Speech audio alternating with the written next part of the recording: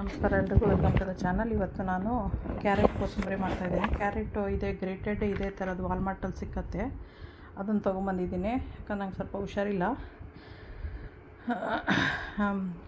Carrot ಒಂದು packet ತೊಗೊತಾ ಇದ್ದೀನಿ. ಸ್ವಲ್ಪ ತೆಂಗಿನ ತುರಿ, ಇಂಗು, ಇದು ಒಗ್ಗರಣೆಗೆ ಸಾಸಿವೆ, ಜೀರಿಗೆ, ಇದು ಉಪ್ಪು, ಕರಿಬೇವು ಸೊಪ್ಪು, ಹಸಿಮೆಣಸಿನ್ಕಾಯಿ, ಆಮೇಲೆ ಕೊತ್ತಂಬರಿ ಸೊಪ್ಪು, ಇಷ್ಟು ಸಾಕು. ಒಂದು ಸ್ವಲ್ಪ ಎಣ್ಣೆ ಬೇಕು. Hi guys, welcome to the channel. Today I am making carrot kosamari. It's like a salad. For that I have taken 1 packet of grated carrot, mustard seeds, cumin seeds, salt, grated coconut, asafoetida, curry leaves I have cut it into small pieces, and green chili cut it into small pieces, and cilantro.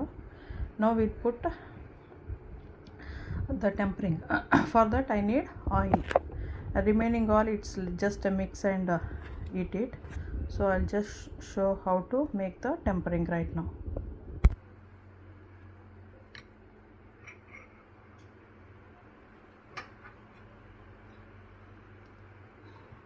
ಒಂದೂವರೆ ಈ ಸ್ಪೂನಲ್ಲಿ ಎಣ್ಣೆ ತೊಗೊತಾ ಇದ್ದೀನಿ.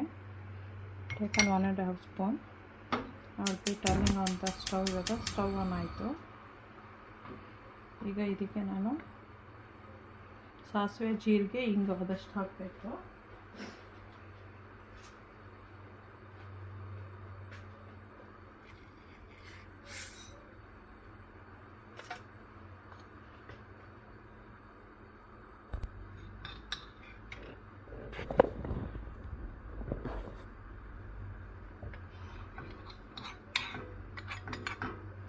ಸ್ವಲ್ಪ mustard seeds ಎಲ್ಲ ಹೊಡಿಲಿ ಟಪ ಟಪ ಅಂತ. The mustard seeds has to crack down. Then we'll turn off the stove.